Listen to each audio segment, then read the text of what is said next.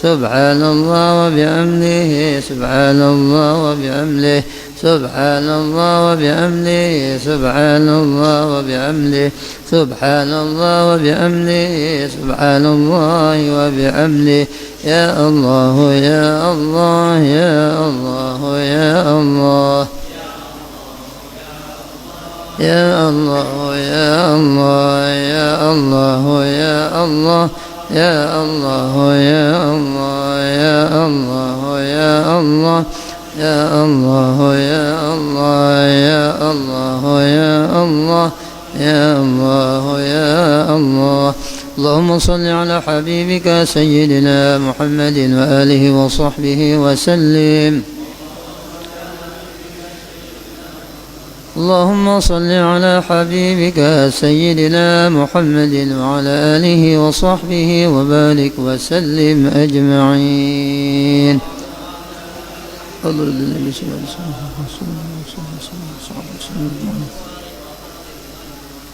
آمين يا الله. بسم الله الرحمن الرحيم. الحمد لله رب العالمين اللهم صل وسلم وبارك على سيدنا محمد وعلى آله وصحبه أجمعين. اللهم اجعل واصل أهله وبلغ وتقبل ثواب ما قرأنا وما عملنا من أنواع الخير بفضلك وجودك وكرمك يا الله في هذا المجلس المبارك هدية واصلة ورحمة منك نازلة وبركة شاملة وصدقة متقبلة نقدم ذلك ونهدي إلى حضرة حبيبنا شفيعنا وقرة أعين سيدنا محمد صلى الله عليه وسلم وسائر الأنبياء والمرسلين ولكل والصحابة وقرب التابعين وتابع التابعين ومن تبعهم بإحسان إلى يوم الدين والأربعة الأئمة المجتهدين المقلين في الدين والعلماء العاملين والفقهاء والمحدثين والقراء والمفسرين والسادة الصوفية المحققين والتابعين من إحسان إلى يوم الدين ثم إلى أحوال سيدنا المهاجر أحمد بن عيسى وسيدنا بقي مقدم محمد بن علي بن علي بن عبد الله بن الحداد بن عمر بن عبد الرحمن الضاشي علي بن عبد البارس والأحمد بن حسن بن عبد الله الرسول بن عبد الرحيم ثم إلى الحبيب علي بن محمد بن الشيخ حصول بن إبراهيم ثم إلى الشيخ عبد القادر جليل الشيخ إبراهيم الخلوة سيدنا محمد بن عبد الكريم السمن المدني الشيخ محمد رشد بن عبد الله البنجري الشيخ شيبول البنجري الشيخ نواف بن عمر البلدني والشيخ سنودين ثم الشيخ علي بن عبد الله البنجري الشيخ محمد شرف بن عبد الباقي الشيخ ناجي محمد زيني بن عبد الغني البنجري ونخص ذلك إلى المرحوم محفظ أنصاري بن حجي نور سوان المرحوم حجة المرحومة حجة قربائية بنت كرساني صلى الله وسلم ذلك منا إليهم وصلى الله وسلم ذلك منا إليهم وصلى الله وسلم ذلك منا إليهم اللهم اجعل فداء له من النار وفيك كأنه من النار شرعا له من النار وحجابا له من النار وعتقا له من النار اللهم اغفر لنا ولهم وارحمنا وإياهم اللهم انزل الرحمة والمغفرة والشفاعة والنعمة على قبورهم واجعل قبرهم روضة من رياض الجنان ولا تجعل قبرهم حفرة من حفر النيران برحمتك يا أرحم الراحمين ربنا اغفر لنا ولإخواننا الذين سبقونا بالإيمان ولا تجعل في قلوبنا غلا للذين آمنوا ربنا إنك رؤوف رحيم ربنا آتنا في الدنيا حسنة وفي الآخرة حسنة وقنا عذاب النار ربنا تقبل منا إنك أنت السميع العليم وتب علينا إنك أنت التواب الرحيم وصلى الله على سيدنا محمد النبي الأمي وعلى آله وصحبه وسلم بفضل سبحان ربك رب العزة عما يصفون